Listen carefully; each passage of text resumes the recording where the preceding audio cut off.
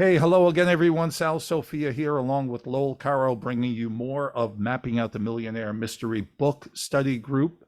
We're, really happy, excited to continue to bring you this information. If you're with us, you could see in the chat box a link to where you could obtain the book and also join our school, our Real Estate and Wealth Academy. There's a link for that. And you could access all prior videos on these book recordings that we have put in place. It's all live there. You can also go to Real Estate and Wealth Academy YouTube channel, and you could find the prior book reading that we've put in place. I think there's 4 of them out there, or maybe 5. Might be wrong. Lowell might know. Yeah, there's 4 out there, There's and the 4. best place to find them is in school. Got it. Okay, so this is a book. It's a fabulous book that's been authored by Brent Kesler, as you can see there, along with Chris Naugle, 2 professionals. Brent was a chiropractor, and then amounted over $900,000 in debt, and paid off that debt in a little over 3 years, 3 months, and so many days. Chris Naugle is an entrepreneur who got his start in snowboarding and then opening stores, retail shops, and also his claim to fame was HGTV series in which he and his wife starred in. I don't recall the name right now, but you can Google him. So these are stories that have been presented by the both of them in Mapping Out the Millionaire Mystery, Stepping into the Secrets of the Wealthy. This is about infinite banking and the uses of infinite banking to enjoy your life, and determining how you can become a bank and bypass those banks out there that are charging interest unnecessarily, and where you could stop the bleeding in your own financial plan by employing this concept. So let's move along here. Let's go to page 85. I think it's the Millionaire. Here we are right here. I'm sorry, the Marathon. That's where we're going. Pardon me. Your debt, the problem and solution, mapping out the mystery, cash flow, and accumulation. If you're just joining in for the first time, there may be phrases that you hear. One of them may be the money multiplier, which is really a company that Brent and Chris formed, and I am part of. It's a company that provides the banking policies to you and supplies the after the sale, if you will, administration and assistance with you so that you can create the bank that is appropriate for you and help you get out of debt. Okay, so let's move along here as quick as we can. We're moving to page 85. Okay, I have to find a better way to do this. I think there is one right here somewhere, but I'll do that the next time. All right. Okay, 80, 2, 3, 4, and here we are. Okay, so this is how this works. This is like show and tell. I show you the words, you look at them, I read it out loud, you read it to yourself, and we ask questions along the way. If you want to provide some questions back to me, we give you a chance to do that. So a Chinese proverb says the best time to plant a tree was 20 years ago. The second best time is now. Growing up, Brent witnessed his father have full direction of money coming in and going out of his family. And sometimes a windfall of money would go out just as quickly as it would come in. When Brent started his first banking system in 2011, his wife didn't believe that it was a good idea, although she did know that, like his father, Brent liked to spend money. His wife began to see the banking system as a long-term savings mechanism, a long-term machine that would force Brent to save rather than spend. He could save and still borrow to go and buy all the things he liked. Every year after starting his first policy, Brent added another policy and another policy and another policy. He began to buy at least one policy every year. Today, he has 19 banking policies and continues to buy at least one every year. He insures his family members and those who he has a vested interest in it. He owns policies on people he doesn't even have a vested interest in anymore, like chiropractors who he had sold clinics to years ago. Even though he is no longer in the chiropractic business, he still owns the policies.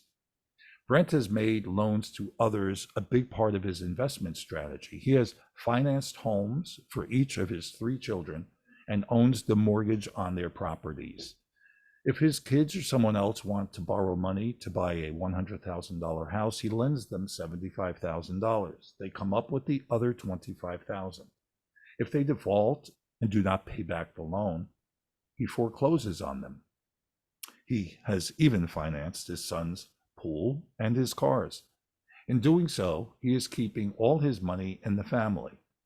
The more his kids or anyone he loans money to pay him, the more he can loan out, with the interest coming back to him and his wife. His kids get the homes and the cars they want, and they are helping to fund his lifestyle with the money they are paying back with interest. All of the money they pay back goes into the policies and continues to get bigger, both the cash value and the death benefit. And who's going to get all the money when Brent graduates from this life? His kids. They are the beneficiaries on his policy. As R. Nelson Nash says, plan as if you're going to live forever and live as if you are going to die today. It appears to me to be a good thought. Now, we're not here to tell you how to invest. Some of you may like stocks and bonds, and while some of you may like cars, gold, silver, cryptocurrency, houses, and real estate. Brent loves to loan money to other people. What really matters is the banking function and building everything around that. Gimme, gimme, gimme, now, now, now sounds like an anthemic pop song, but it is actually the anthemic mentality sweeping the nation. We are a society that is all too familiar with instant gratification. However, as much as other investment methods can realize instant gains, they can also land you with instant losses. The money multiplier method requires patience, strategy, and a focus on the long term. Dividend-paying whole life insurance has provided people the time they want, the freedom they desire, and the happiness they deserve by creating wealth, not with investment strategies, but rather with banking concepts that have been forgotten by everyone but the wealthy. But it's not just the wealthy who can use this concept. Anyone can use this strategy as long as they understand one thing. This isn't some get-rich-quick scheme. It's a long-term commitment and requires guidance and patience. For the first 7 years of the process, getting rich really isn't in the picture. It's what comes after those first 7 years that makes it all worthwhile, because your money, your premium deposits, cash value, and death benefit is compounding uninterrupted inside your policy. Albert Einstein is credited with saying compound interest is the 8th wonder of the world. He who understands it earns it, and he who doesn't pays it. In Caleb Guillem's book, which is called The And Asset, which is a phenomenal book, by the way, The Secret Way to Save and Use Your Money at the Same Time, he makes this statement powerfully when he says, if I take the wealth equation, E equals MC squared, and put it in sentence form, it reads like this. Efficiency is multiplying your money by the use of compounding and control. Within your banking system, you have the power of uninterrupted compounding, and you are in control. To maximize the compounding effects of your banking system, you'll want to continue to make your premium deposits in later years and take out new policies. Just like banks open new branches, the other policies will be your branches, with the objective of creating a whole system of branch office policies. R. Nelson Nash called this a system of policies. Brent relates one's banking system to starting a new business. Every year, you'll be able to take out more and more money. If you had a business that performed like that, wouldn't you want to create more of the same? That's how we approach creating a system of policies. Longevity and a focus on growth create legacy. When we wait to begin our policies, we are keeping wealth from our families. The money multiplier method is not a new strategy, nor is it a high-risk venture. We're here to bring it to you in modern day terms and help you build and keep the wealth you've always wanted for your family. The rewards of a marathon can only be realized after we choose to begin the race. When you wait to start your policy or policies, you may think that you are losing out in the present year or years, when actually you are giving up those years at the later stages of the policy, the years when your wealth is growing at an exponential rate. There are 10 critical mistakes infinite banking investors sometimes make that you will want to avoid at all costs. Here's what they are. 1, they don't think long term. Your policy is worth more and has more cash value every single day. It's a marathon, not a sprint. Think long term and don't get caught up in trying to get rich quick. 2, they don't continue their education. You've begun a banking system and it's a process. Dive in, learn, and read, specifically Becoming Your Own Banker by R. Nelson Nash. 3, they don't take loans. Use your dollars in the system and remember that you are never withdrawing your own cash. You are borrowing the insurance company's money. 4, they don't use their free tools. When you use the right tools for the job, you get the job done faster. You have access to free tools and to help you get out of debt and create cash flow in your business. 5, they don't recycle and recapture. Principle number 1 is pay yourself first. Principle number 2 is pay yourself with interest. Principle number 3 is recycle and recapture everything you spend. Reclaim all the money that once went out to conventional banks, mortgage companies, and creditors. Number 6, they don't change their bad habits. If you have third-party debt or bad debt, you have the perfect process in place to leave your past behind when you become the bank. It's just a matter of beginning to think differently, of becoming your own bank. They don't put enough in. Number 7, some people spend a lot of time trying to figure out how to put the least amount of money into their banking system. Remember that your premiums are deposits toward your wealth. Number 8, they wait too long to start more policies. Some people wait far too long to start more policies in the system. Remember that these deposits are compounding uninterrupted every day. Number 9, they don't share the information. The more we all know about the money multiplier method and the infinite banking concept, the better off we can all be. And number 10, they cancel their policies. Nothing is worse than throwing away an asset that is growing and putting money in your pocket, providing you with cash flow. Robert Kiyosaki says in Second Chance, for your money, your life, and our world, anyone can take control of their financial future if they are willing to learn, take action, make mistakes, learn from those mistakes, and remain unstoppable. We want to save you the great pain of making mistakes, right? And having to continuously learn from those mistakes. So remember that the machine is used for the money multiplier method is 200 years old, and you are the only true risk in this marathon. That and your ability to remain patient with the process. This is not a get-rich-quick scheme. This is a marathon. This is also not the conventional way of thinking about money. When you control the banking function in your life, the need to finance anything you buy, the turnaround time from zero to hero changes. As R. Nelson Nash says, such a policy is engineered to get better every day as long as the policy is in force. The earlier one starts, the longer one continues, the better the policy gets.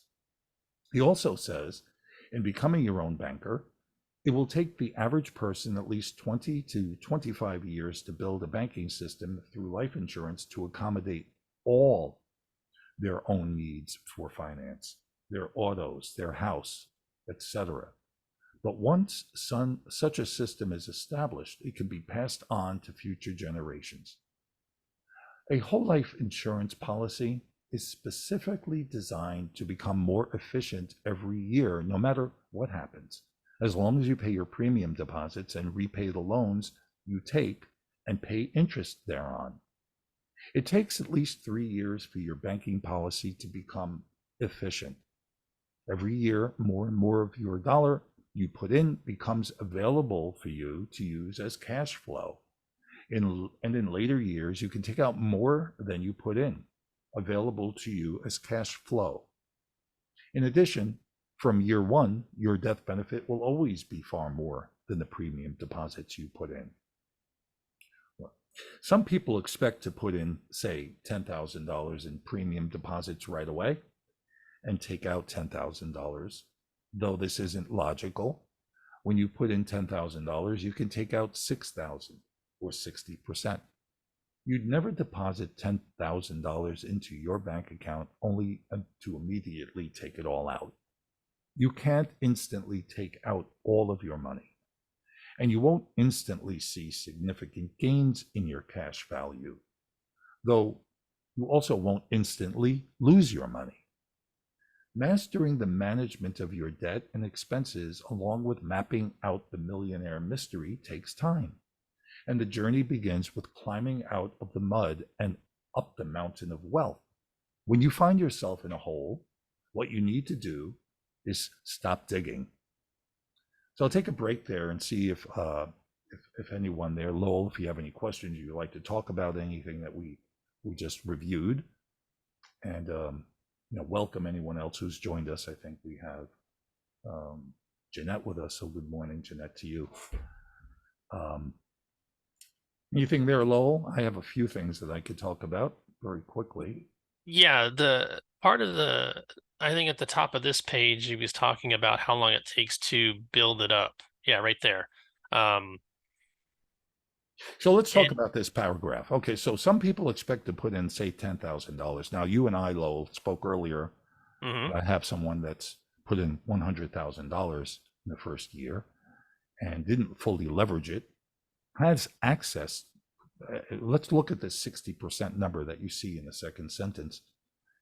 It isn't automatic that in every case, 60% will be leverageable, if you will. We can create them as high as 90% of your dollar that you put in can be pushed back to you, within 30 days of dropping that money in. So that 60 to 90% is a figure that when we speak to someone about their situation, about what the purpose of putting money in their bank will be, where they may be spending the money or needing to use the money on, and what else may be existing in their life, taking into consideration both the short-term situation that they're living in currently and their needs, as well as the potential trade-off, if you will, for the down the road growth that could occur and will occur if we don't use a 90% leveraging formula. In other words, if we use a 90% leveraging formula, while that sounds fantastic, and it is, we may be bypassing the ability for that long-term growth to take place 10, 20, 30 years from now, because of the structure of the policy.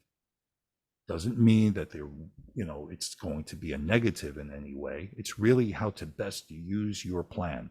So one person might open a policy and we may create a 75% leverage from that money immediately. And then they may take out another policy, again, and say on this one, let's do a 50 or 60% allowance. Okay, because I realize when I do that, and I might not necessarily need this new policy for instant cash flow or to pay off debt, right? But I might want this one to give me the ability to do that, but it's not a major factor. What might be a major factor is let this compound and triple compound for 10, 15, 20 years, and then look at that gigantic amount of money that's sitting there in which I can establish a tax-free distribution stream from. Did that help explain it, I guess? Yeah, so basically, if you have someone that has a large amount of money that they can put into up front and they want to access it, you can structure it so that they can access up to 90% of that for banking.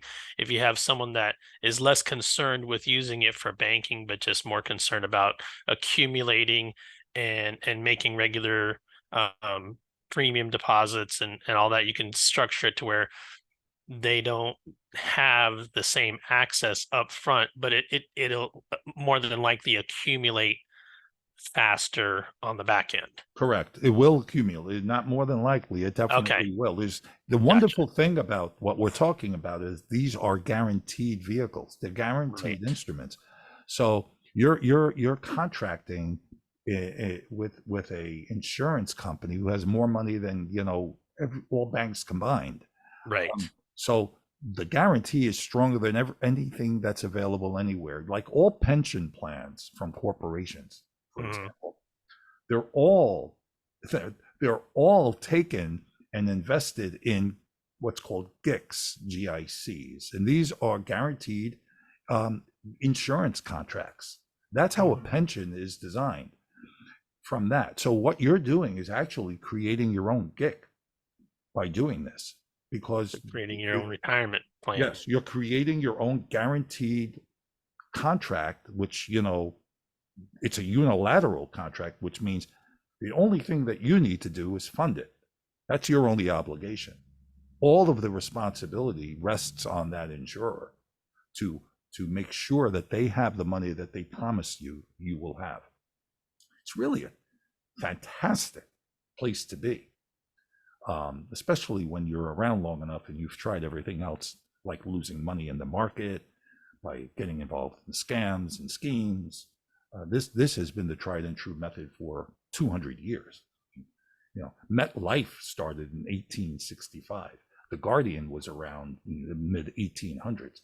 Um, there are many insurers that started creating these accounts, these policies, back in the 1840s and 1850s, and even long before that.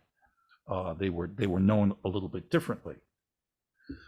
One of the things I'll speak about as quick as I can is that while we're talking about putting money in and then leveraging it and pulling money out, doing things with it that are creating a spread for you, or creating you with interest instead of giving your money to the bank and letting them charge interest, is the death benefit. And this is important to know, because when we create a bank using a 60% goal, let's say, Mhm. the death benefit is going to be higher in that policy. And so for purposes of planning, by using a death benefit, the insurance amount, the overall life insurance, you know the situation is that people need to recognize you cannot just get this without combining life insurance into the formula, because it is life insurance, and thank God for that, because it's the life insurance feature, the death benefit feature, that allows this to become productive and also tax free upon withdrawal, and bypass probate, and bypass the IRS. So we need to keep an eye on that death benefit. When you use a 90% leveraging out of the gate, we're going to construct this death benefit to become as low as possible. So while a death benefit perhaps could be $250,000 with a 90% leverage formula, a 60% formula, so to speak, 60% access to that money immediately, might carry with it not 250,000, but $750,000. And so, without getting too technical, the larger the death benefit is, to a large degree, will determine the future babies and dividends that are paid. And that's something that people don't really talk about, because dividends that are paid in excess to the guarantee that the company is providing you, that you already know is guaranteed, those dividends are based on how much death benefit you have in place, in force. And the larger the death benefit, the larger the dividend is going to be, because the mutual company shares the profit, so to speak, and they return those profits, which technically aren't profits, but they return profits, just to keep it simple, back to you as the owner of the bank, your policy, right? To you as the policy owner. And they make that determination on the dividend payout based upon the death benefit that people have. So the smaller the death benefit, the smaller the dividend. Okay. I bet you didn't know that. No. No, of And course so not. so you can structure this like from that's example of a 60% availability all the way up to a 90% availability and everything in between. Correct. But Okay. Very flexible then. once you do that, however, it's locked in. I mean, that formula that we put in place is locked in. Right. You're not going to say in the second year, hey, listen, can we change that to a 90%? I was at a 75. No. You just start a new policy. You start a new policy. It's, there are requirements to go through to obtain a policy. That's probably another discussion as Right. As we open the conversation for that. But yes, that's what you do. And you do learn to live within the parameters of your plan. You do. You learn to understand how it works. You learn to know what you can and cannot do, what it can be used for, perhaps what it cannot be used for. But again, the important part of that is having an advisor with you on a yearly basis. Unlike, Right. and I'll just say, unlike real estate, where if you buy a house or, there's no report that's sent to you. I mean, you can go to Zillow, you can go to whatever these other sites are, and you could find out, well, my house is now worth X, right? You could find out the value of your house. If you're in real estate, you know how to do that already anyway, right? Right. But outside of that, there really is nothing that could help you as an individual make maximum use of, let's say, the equity in your home, right? So what we're talking about when we speak about the correlation between this and property is very similar, because this is property. This is similar in that there's equity to be able to be obtained from, just as there is in a home. An asset. An asset. Equity, actually, right? So the asset has equity, right? The difference between the liability that you owe and what the market value is, or at least if you have property, it's the bank that determines what that value is, right? It's the lender that will ultimately determine what that value of equity is. You could say, oh, well, I know I have $500,000 in here, so let me borrow $500,000. The bank is going to come back and perform an appraisal, and they're going to say, I'm sorry, it's $350,000. So what you thought that you had in equity doesn't really exist. It's really vapor until it's materialized. So here, it's rock solid. You know what your equity is. You know what your cash value is. Right. That's really the equity that's built up in there. So let's talk about your debt, our debt, the problem and solution.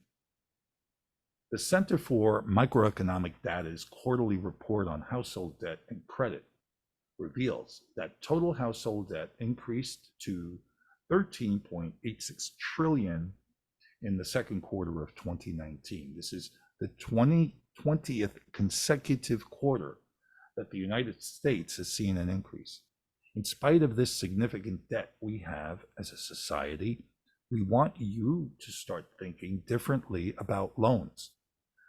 No longer are they a bad thing that you take out with third parties. Today, they become a critical component to running your own effective long-term banking system. Robert Kiyosaki says there are two kinds of debt in the world of money. They are good debt and bad debt. Good debt is simply debt that makes you richer. Bad debt makes the poor and middle class poorer. Bad debt is debt you pay for yourself. Good debt makes the rich richer. Good debt is debt someone else pays off for you. I'll say that again. Good debt makes the rich richer. Good debt is debt someone else pays off for you. Cash flow also determines if something is good or bad debt. Ask yourself if what you have purchased using debt is currently bringing in cash flow or not. Think about how much debt you currently have. Be honest with yourself and be specific. Think of all the bills you have. The closer you are to being fully transparent, the quicker you'll be out of debt, financially free, and off the map, beyond paying off your debt and into building wealth. We want you to begin to think of the marathon as beginning with your paying off all your debts using your banking system as you would build long-term wealth. The thing about infinite banking is that it is designed to allow you to live as you do, incurring expenses and experiencing life, or building your business to the fullest. Now, Brent used the money multiplier map process that we'll look through in the next section. He put more money into premiums, started more policies earlier, and paid himself back more than the minimum payments on his loans. He went faster, enabling himself to pay off the nearly $1 million in 39 months. I'm going to stop for a second and just express that I've used the technique many times for various purchases, but not just purchases, also debt obligations, but not just debt obligations. I've actually used my money and my bank to pay the IRS. Now, why would I do that? Why would I do that? Why would I hate to say it, why would I, or someone, not make their quarterly tax payments? Well, I mean, there may be many real estate agents out there that are listening that I know for a fact that are in trouble because they never allocate any quarterly payments because they don't operate as a business, so to speak, but more like a hobby. And so for you, this is a great partnership to have in your toolkit because you can actually, I mean, there might be a fine to pay if you don't pay off your quarterly, but it's really not a hefty fine. You don't make your quarterly payments, right? But you could actually just defer those quarterly payments. And I'm not giving you tax advice. I'm not a CPA. I'm a realist who's been practical in matters.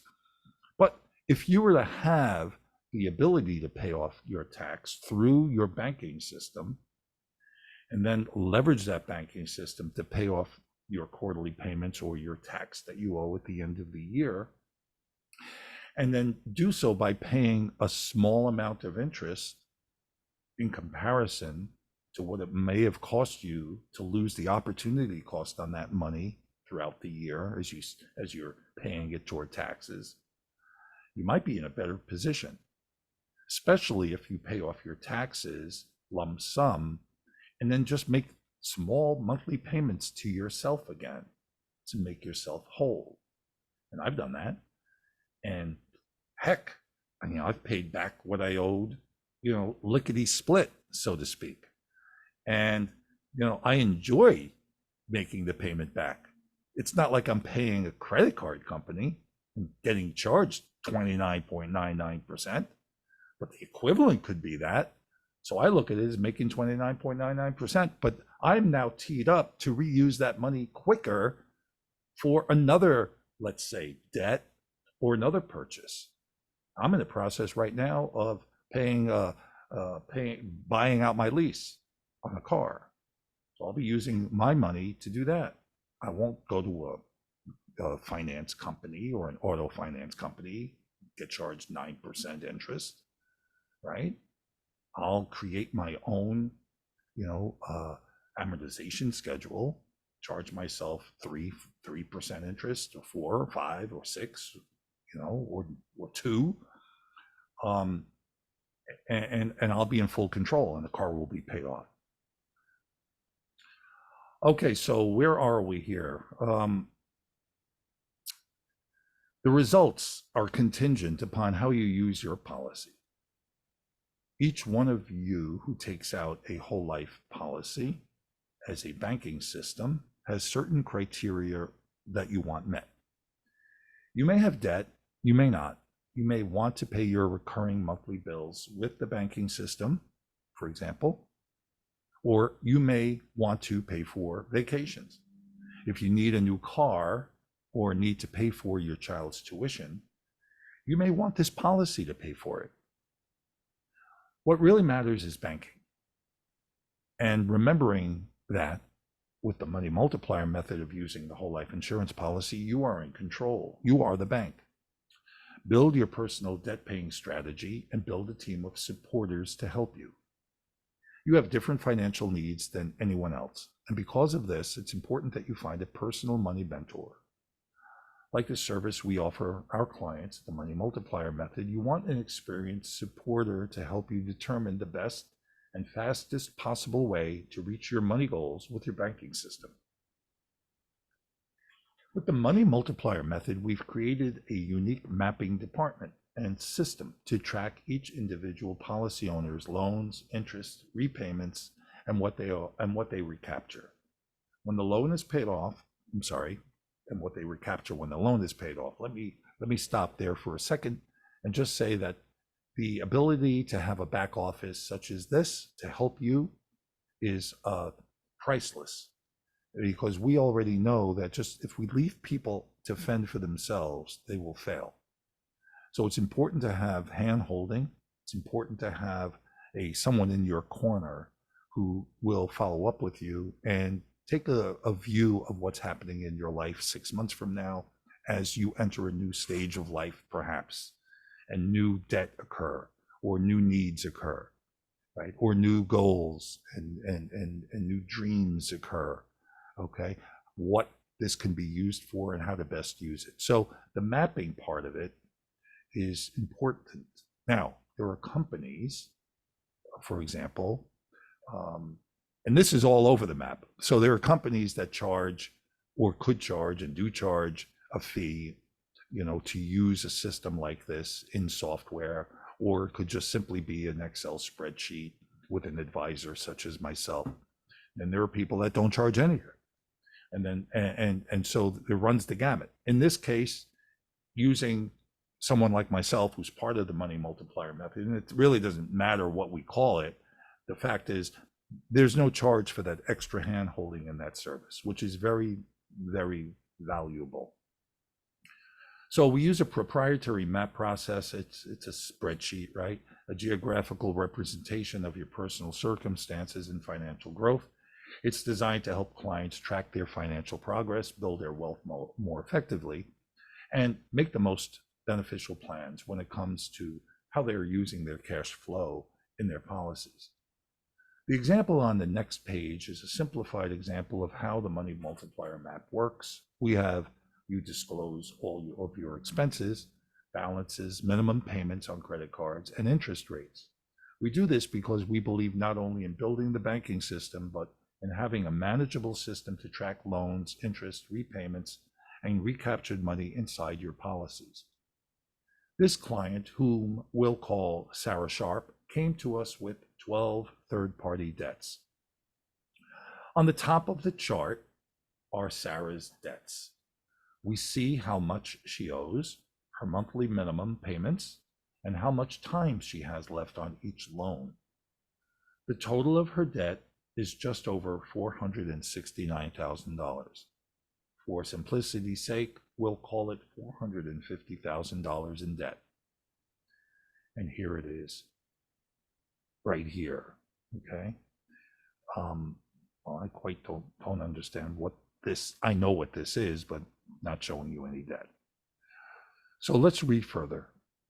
This is really describing the type of policy that it is, okay, with this, and I'm not going to get into detail, but I'll read it. Whole life policy guarantee values used $10,000 base premium and $15,000 PUA, which is paid up additions, premium, female, age 35, standard rating, chart, blah, blah, blah. This is one reason why you need to speak to someone like myself who really understands what all this is, right? Because you reading it, you're not going to know what this means.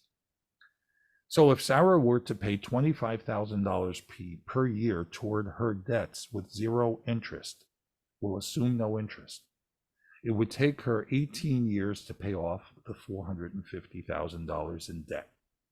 Okay, that's what it's telling us. These are her debts. Okay, right here.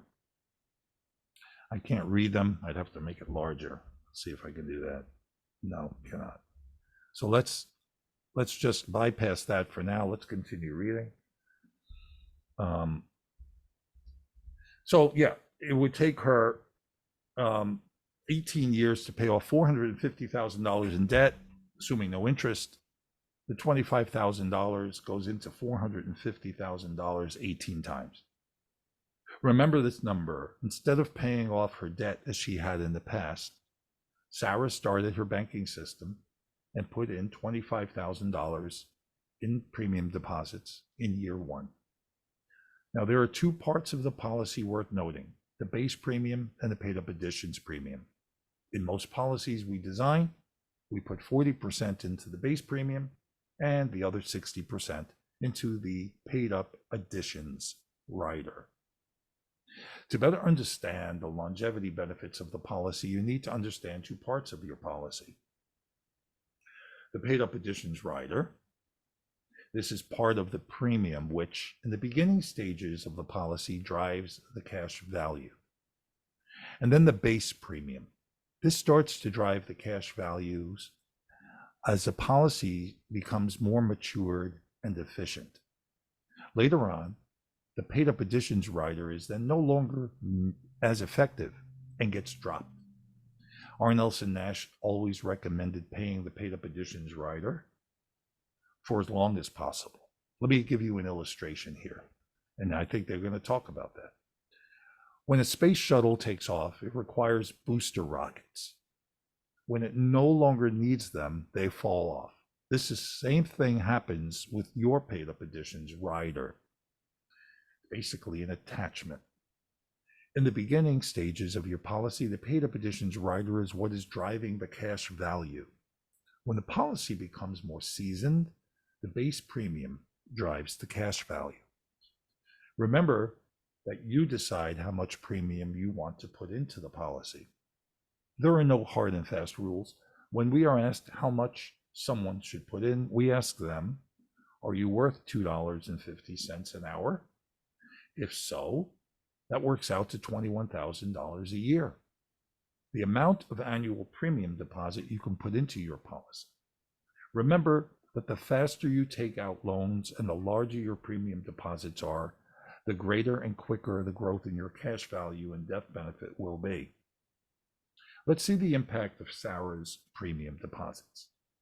Without changing her cash flow, taking on an additional risk, or working harder, she simply invests the $25,000 into a whole life policy in her first year.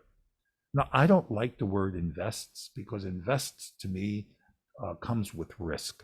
So although this says invests, I would say just places the money in because she already has it. She immediately borrows $14,611. We suggested taking out her first loan within the first 30 days, and she uses it to pay off her Discover, Chase, Amex, and Barclay card and pay down her Lowe's card from $9,500 to $7,401. Sarah then takes the money that was going to go to those first four creditors, a total of $788 a month, and pays it back to herself into her own banking system. She is going to recapture and recycle the $788 a month, which is then available for her to use right away. Again, we encourage you to set up a separate checking or savings account to run the money through. You can use the one you have right now, but a separate account will help you avoid commingling the funds for tax purposes. In year 2, Sarah once again makes her $25,000 premium deposit and has $14,144 to borrow. She takes out the full $15,144 as a loan within 30 days of the beginning of the year. And she also takes out the $9,456 that she's been paying herself back for the previous 12 months. That's $788 a month times 12 months. Now giving her a total of $24,600 to use to pay down more debt. She uses that money to pay off her Lowe's, Nordstrom, and Wells Fargo cards and to pay down her BMW debt from $17,600 to $15,498. We then take that $788 that Sarah was paying herself back before and add in the $287 a month she was paying to Lowe's, the $276 a month she was paying to Nordstrom, and the $271 she was paying to Wells Fargo. She is now paying herself back $1,622 a month. And she's doing this without working any harder, taking on any more risk, or losing control of her finances and money. All she's doing is using this, whole life insurance policy as her banking system to pay off her debt. All she is changing is who gets her money. Becoming your own bank allows you to continue to live your life and spend as you do. The private loan that she has gets paid off organically in month 18, and Sarah can then pay herself $25.44 a month. The $16.22 a month she was previously paying herself, plus the now $9.22 she was previously paying on the private loan. If you are reading this and feel you have no debt, you may be wondering how this can work for you. The first question is whether or not you truly have no debt. You have expenses, do you not? How comfortable would it be to live in Texas in the middle of the summer without any air conditioning, or in Colorado in the middle of the winter without any heat? Even if you don't have debt, you do have expenses, and recycling and recapturing your money applies to expenses as well as debt. Electric bills, cell phone bills, grocery bills, and there you go, taxes. The money multiplier method works for all debt and expenses. Okay, so we'll bypass the grids. It's just easier that way. Getting back to Sarah, let's look at what happens in years 3 and 4 of her policy. At the beginning of year 3, she puts in her $25,000 in deposits and has even more money to borrow than in the 2 previous years. Each and every year that you use your policy becomes more effective and efficient. Sarah now has $22,549 to take out, plus what she paid herself back in the previous year, which was $25,918 for a total loan of $48,467. With her available $48,467, she pays off the BMW and pays down her boat loan on West Marine from $47,000 to $86.80. She takes the money that she was paying herself back before, which was $25.44 a month, and adds the BMW payment of $500 a month. She can now pay herself $3,044 a month. Note, we do not deduct anything for West Marine until it is fully paid off. Just a sidebar. In month 27, that's a little bit more than 3 years. Oh, no, wait a minute. Month 27, a little bit more than 2 years there. She had accumulated enough money in her miscellaneous account to eliminate the West Marine, the boat payment, early. So she does just that. Then she adds the $1,261 a month that was going to West Marine, and it now uses that to pay herself back $4,305 per month.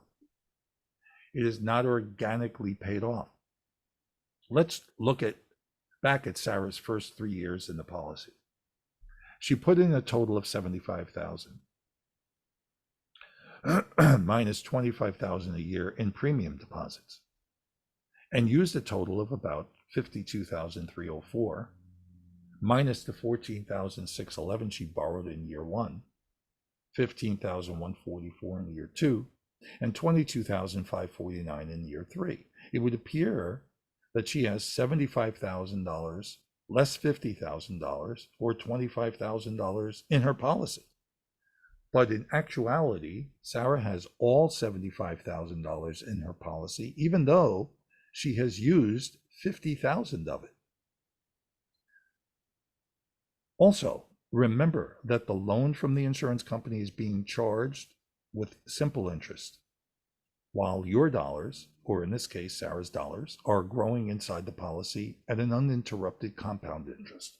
For example, $10,000 loaned out at 5% simple interest will cost you $500 in interest.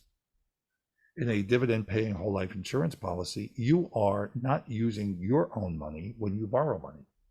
You are using your policy as collateral and taking a loan from the general fund of the insurance company. Your own money is continuously compounding and growing, uninterrupted. This is huge. There is no other vehicle we know of that can offer these benefits. Let's take a look at how things continue to play out for Sarah in her policy. In year 4, she puts in her $25,000 premium deposit and has $25,285 available to borrow immediately. Take it out within 30 days of the beginning of the year. If she adds the $25,285 to the $41,980 she was paying herself the previous year, she has $67,265. She uses that $67,265 to pay down her condo from $80,000 to $13,000. Because the condo is not fully paid off, Sarah continues to pay herself $43.05 a month, the same as in year 3. Remember that you don't want to have to change your cash flow, work any harder, take any additional risk, or lose any control. At the beginning of year 5, Sarah puts in her $25,000 premium deposit and has $26,170 that she can loan herself.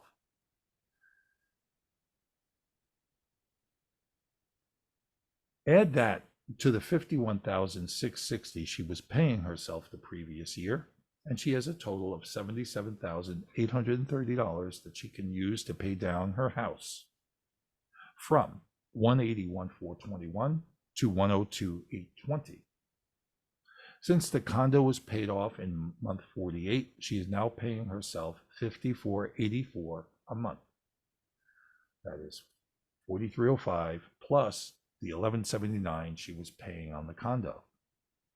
At the beginning of year 6, Sarah puts a $10,000 premium deposit into her first policy and starts a second policy. Most clients start a second policy within the first 5 years. 91% of the people we work with begin their second policy within 6 months. In starting the second policy, it is like opening a second branch of your bank. With the deposit of just $10,000 into her initial policy, Sarah has $12,479 available to loan herself. When we talk about never wanting to stop paying premiums into your policy, this is why. That's a 30% increase on what Sarah put into the policy, available for her to use within 30 days. Wouldn't we all want our money to grow at 30%? These numbers only increase as the policy matures. In Sarah's new second policy, she puts in a $25,000 premium and has $14,600 available to borrow.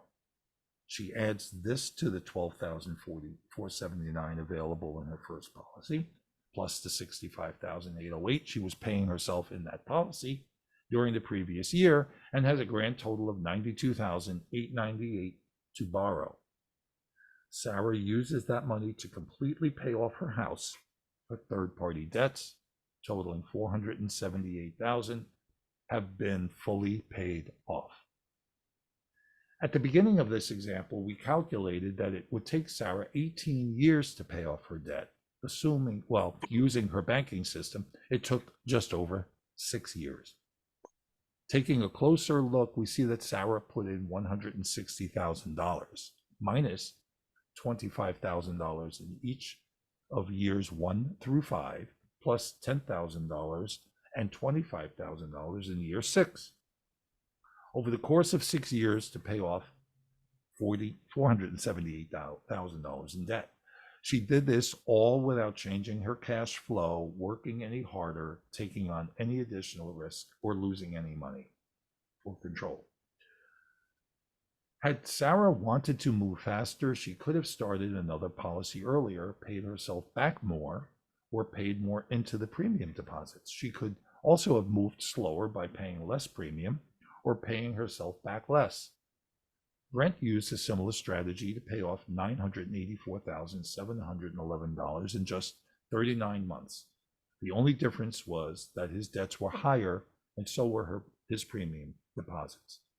How fast you pay off your debt is up to you, as is how much premium you pay and how much you pay toward your debts. You make the choice to move faster or slower. Anyone can use this method. It is important that you know how to set up and use the banking system, because the only risk factor in this concept is you. And who do you know better than yourself? Each and every year, the cash value available in your policy will continue to go up. Continuing to make your premium deposits this year is of exponential value as your policy moves into later years because of the access to cash at a much higher rate in comparison to your deposit. It is worthwhile for us to look at what would have happened to some of Sarah's debts had she not set up her banking system.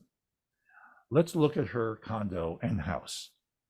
In the very first year of her policy, the condo payment was $11.79 a month. When Sarah started her policy, she had 122 months left on her condo payments. To be fair, because we've been doing this for 61 months, we'll say that she still has 61 months to pay off her condo.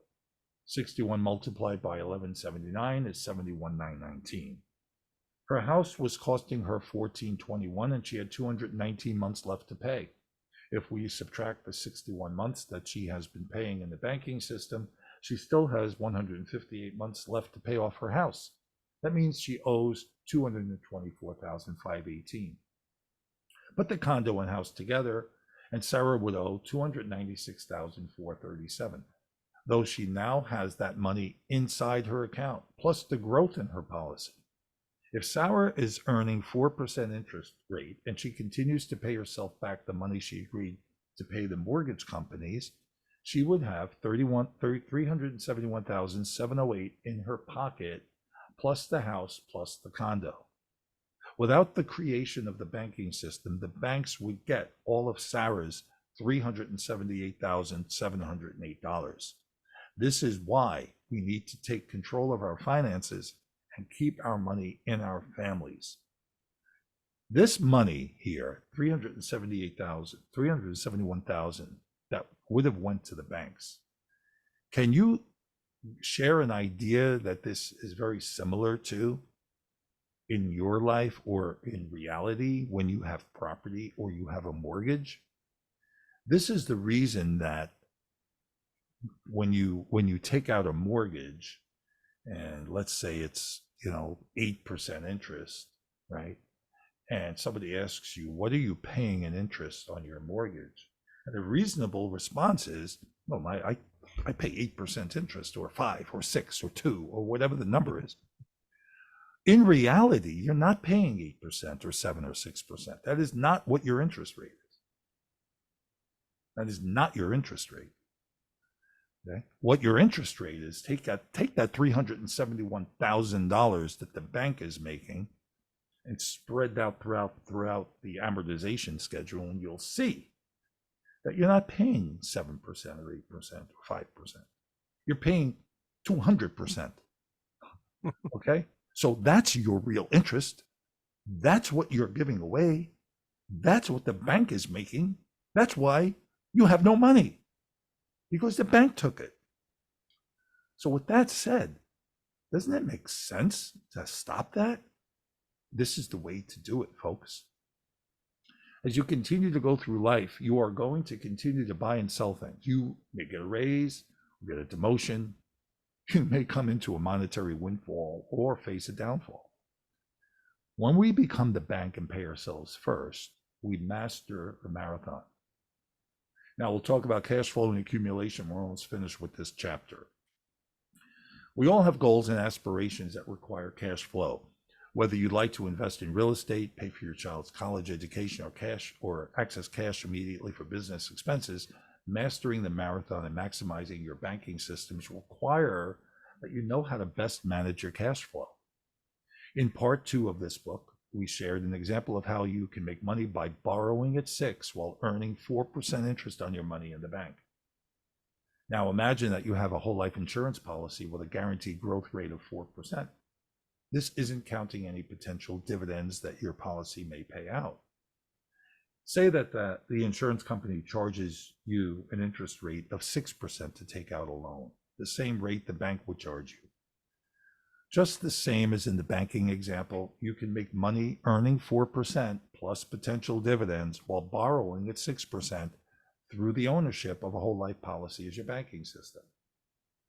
In thinking differently and shifting away from going to the bank for loans, begin to ask yourself how you can use the cash flow inside your policies to fund these goals, or more specifically, how you can use the cash value of our policy as collateral to take out loans to fund your dreams, goals, and needs. Banks have strict repayment terms for loans, monthly repayments you make with them. When you are the bank, you set the schedule, the rates, and the repayment terms for your loans.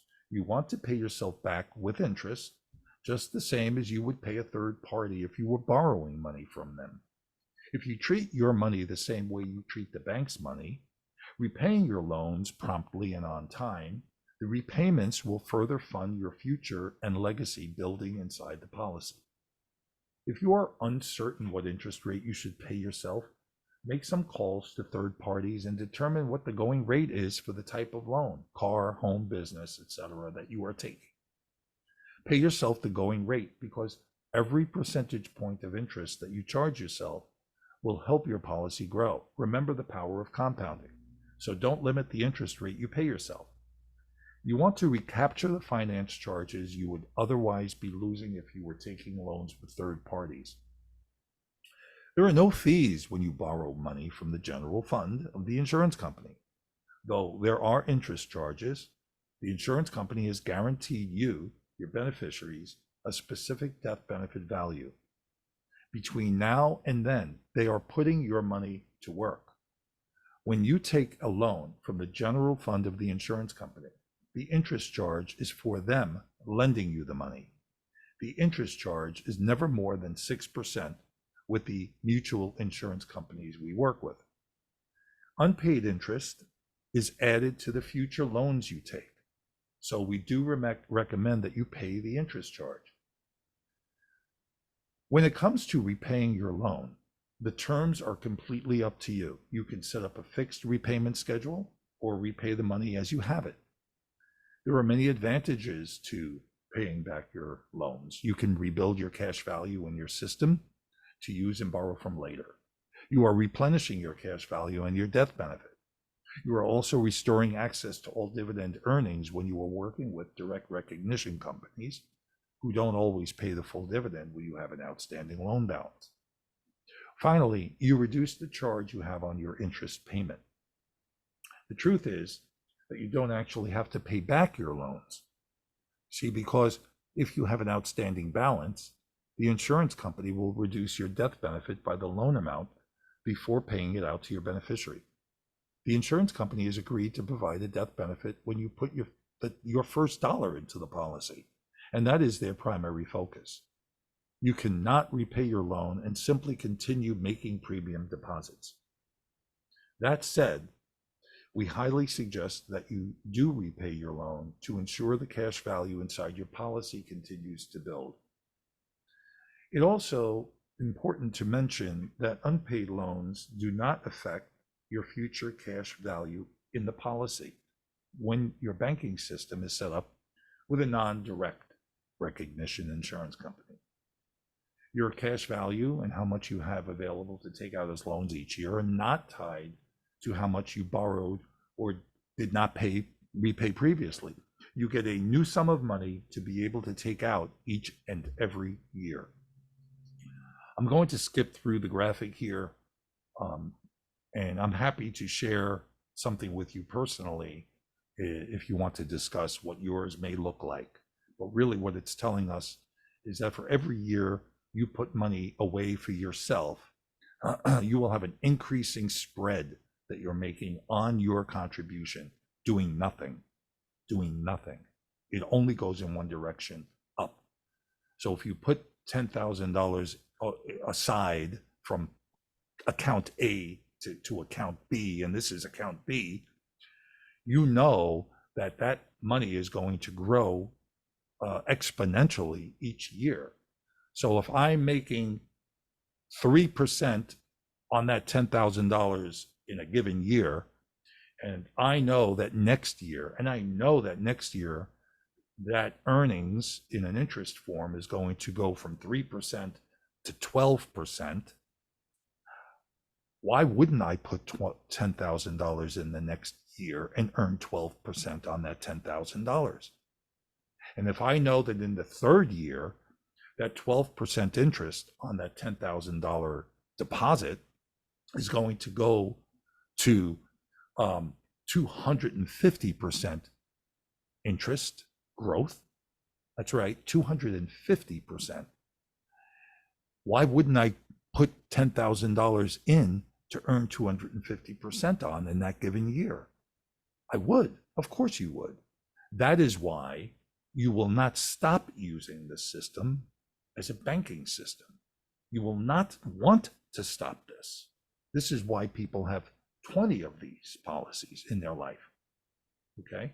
So the cash flow analysis tool is a simplified reconstruction of your policy's contracts illustration, typically as long as 20 pages, allowing you to see how your cash values are growing year after year. Using this tool is the easiest way to see how your guaranteed growth will look and how your guaranteed growth plus dividends will look over time. This tool does not include the banking function, which will increase the cash values even more over time. Kept up to date, the cash flow analysis tool will help you track your growth and progress over the long term.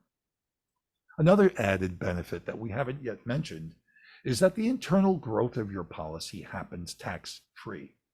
The Income Tax Act, as we know it today, has only been in place since 1913.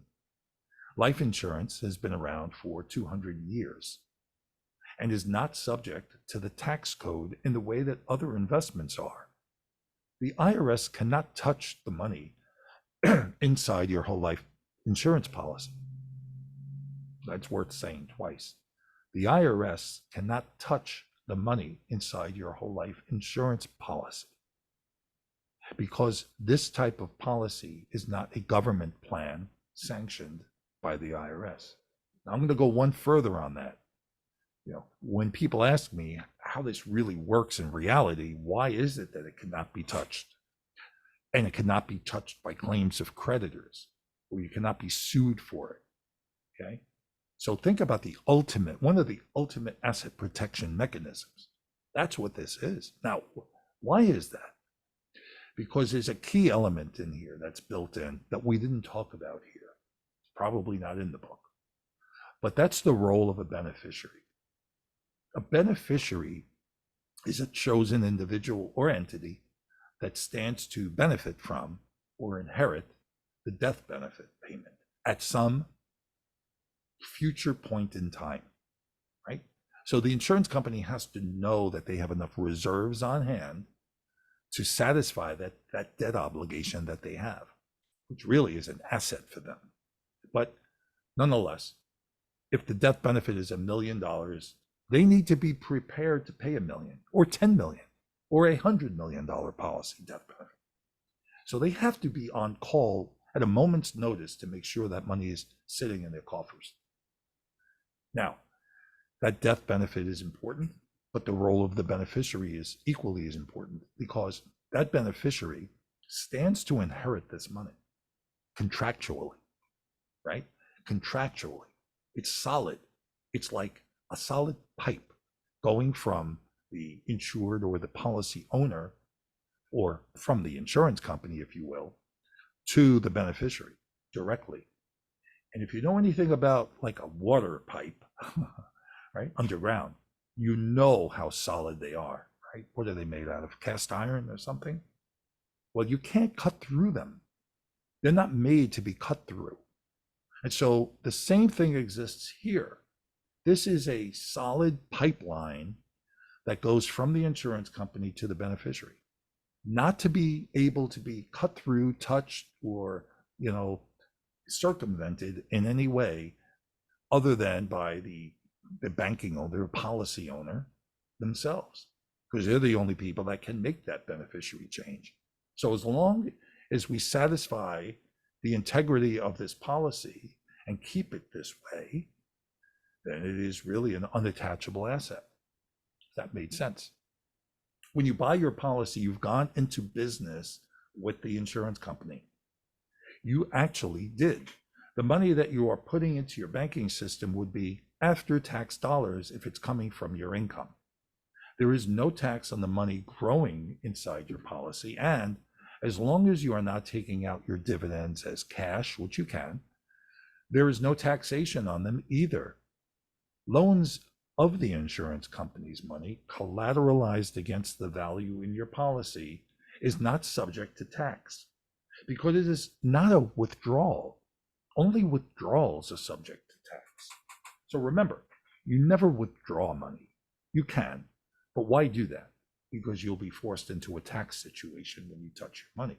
So never do that. Always leverage your money and take it as a loan, always. In addition, your beneficiaries will not be taxed on the death benefit. Any penalties and fees will only come into play when you are wanting to roll over your funds from a government policy into your banking system. I get this a lot. We're broke, but you know what? I have, a 401k plan that is, I'd love to do something with it like this or take some of it. Can I do that? The answer is yes, you can. You can move it from a fully taxable situation into something like this, and from that given future point in time, it will become tax-free. But you would have to pay the tax that you're owing to the IRS because, that's the game you played with a 401k plan. So now you would have to pay the tax on that distribution and take that distribution and open your plan. You can do that. Throughout your life, you'll have windfalls and downfalls of money. Your goals will change, and the tools you use to track your cash flow will change, making it important to evaluate your cash flow needs several times a year. Whether you make $10 an hour or $10,000 an hour, you can benefit from this method. You can break the bonds of financial slavery that you may or may not realize you are in and reclaim control of your money. Without adopting the principles in this book, you are essentially stealing from yourself and your children and all the generations to come because you are not keeping your money inside your family.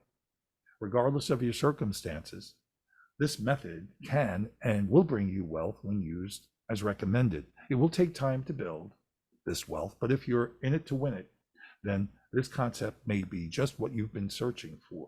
Creating an efficient banking system with significant cash flow won't happen overnight.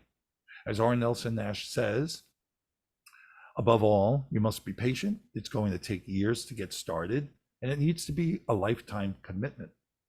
Excellence is not an act, but a habit. You can either have the wind at your back or in your face. Put it at your back, and you could step into the secrets of the wealthy and map out the millionaire mystery for yourself. Let's dive into what the wealthy do differently, and we'll stop there. And next time we get together next week, we'll go through the secrets of the millionaire. But at this point, thank you for being with me. I hope that there were some golden nuggets that you took from this. Remember that this concept is not just solely exclusive to the the money multiplier method, as it's called here, because that's the name of a company, of a group of professionals, and that I'm involved with. But it's available, even with it. It's just a name, right? It's just a concept. Does it really matter what that name is called? As long as you're getting yourself the structure of this banking policy in place, and you're getting the service you need, that's what's ultimately important. And you're getting the education that you need.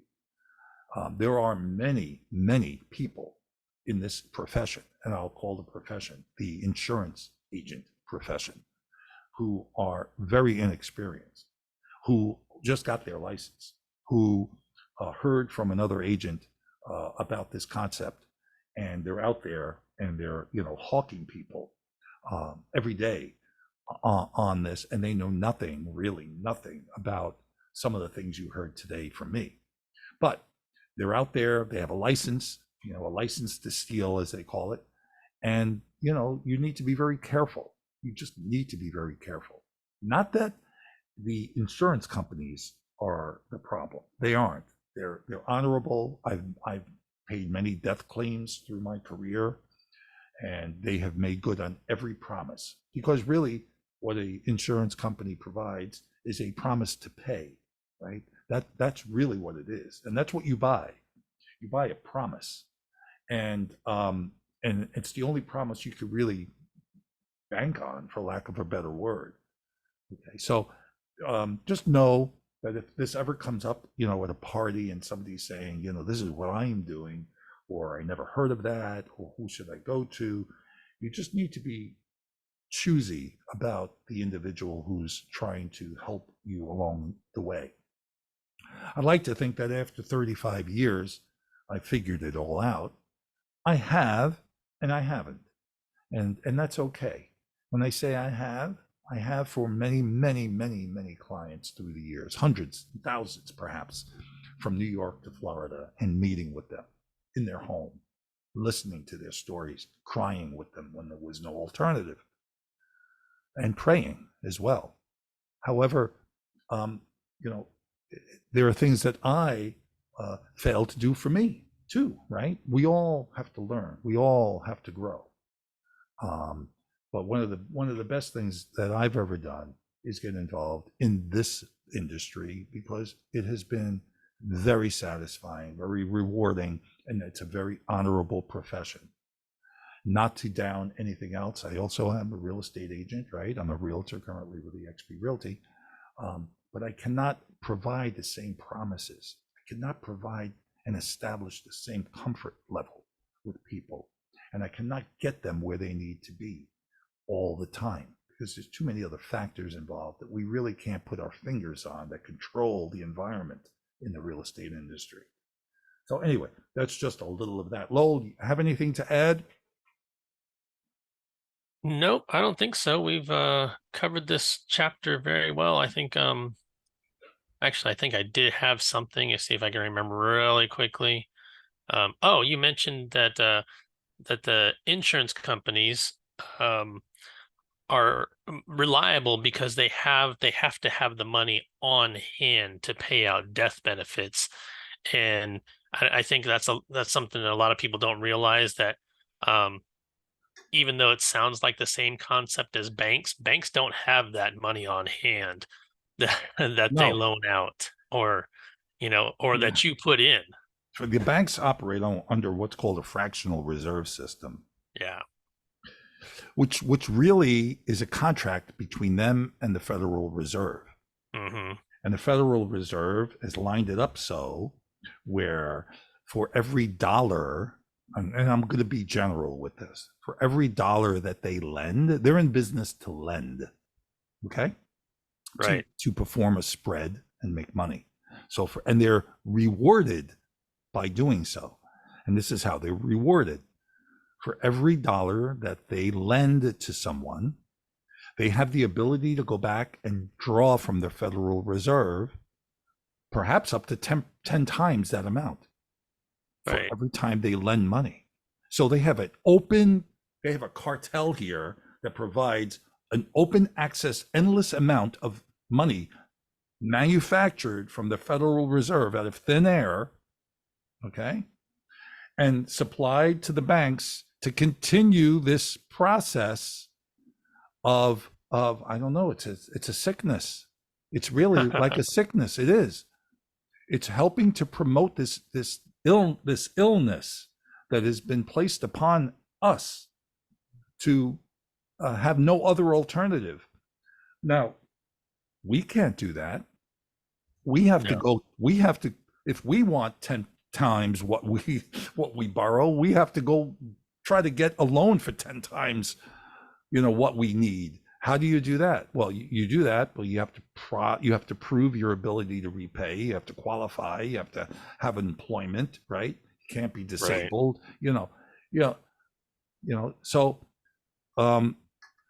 I guess the answer to the question is, I don't know what the question was, more than just a statement, but It's more of a statement that the insurance companies the in reserve, general.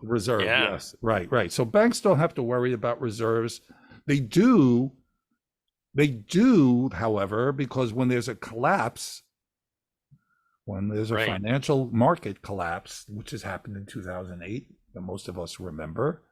Of course, I remember beyond that. And recently, 2 or 3 banks had shut down as well in the last 6 months or 8 months. Yes, there are many bank collapses, many bank failures, many. So, it isn't, banks are not safe. Banks are not Right. safe.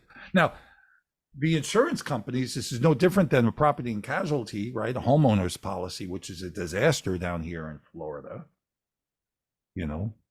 What used to be $1,000 policy is now $4,000. Wow. So these insurance companies have left the industry, right? Left the business, or left the state, because they don't have enough reserves, or they don't want to be involved in that formula. And there aren't any companies really out there who have the reserves necessary to pay, and they have to have those reserves on hand immediately too.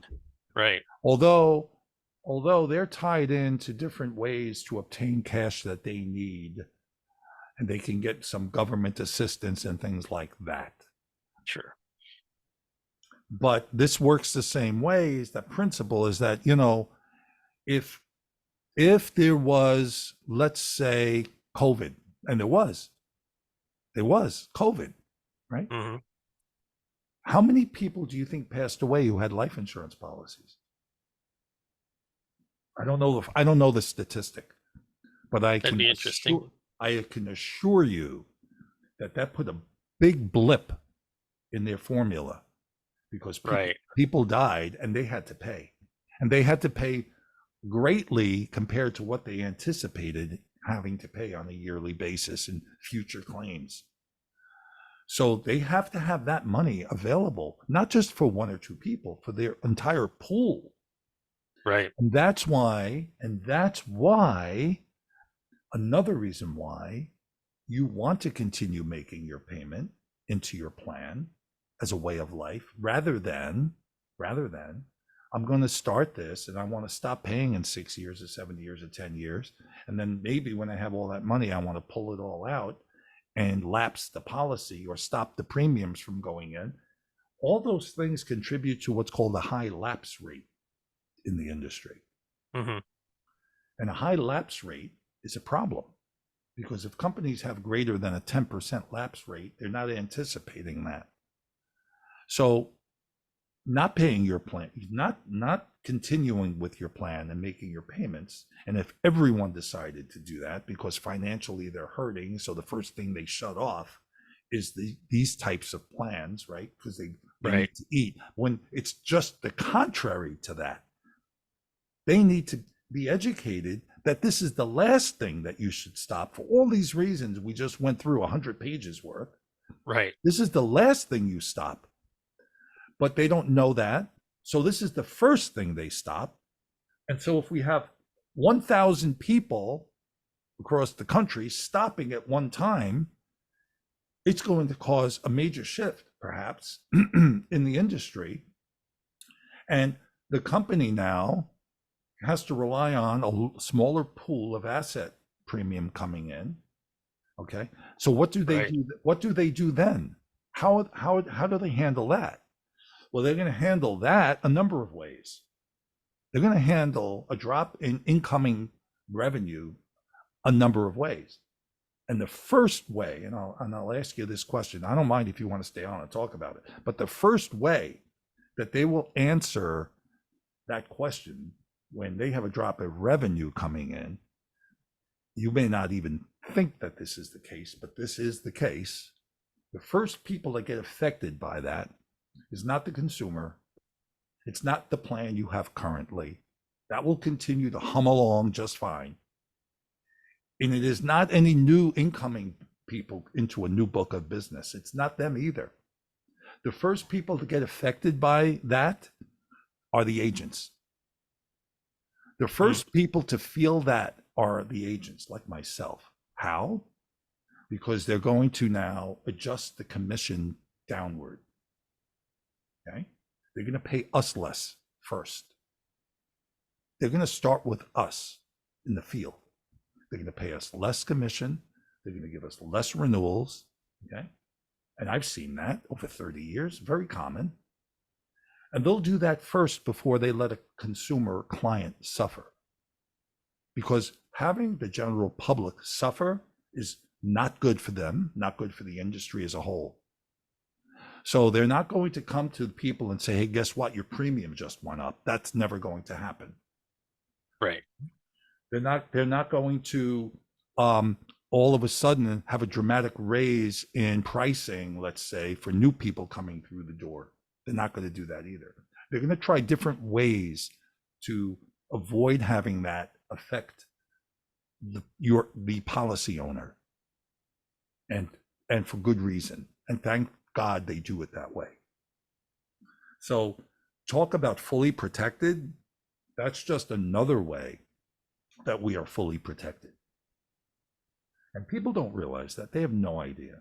They have no idea the integrity of these companies. And I've been around them, and I've rubbed shoulders and bellies with the best of the best at top levels. Mm-hmm. And I know where the heart is. Not to say that there are companies who are out of touch, that aren't out of touch with people. There are companies that are out of touch. They rely too much on technology, and really that human touch is missing. And that is a challenge. But I do my best personally to maintain the personal relationship with people, because I know that if you leave things open to people for them to do themselves by using the internet technology and shop online and do all that, they're missing a huge part of knowledge that's going to make the difference in their lives and their families' lives. So I want to say thank you. Any other questions? If not, thank you very, very much. It was, I enjoyed reading. I never thought I would enjoy reading this way, but,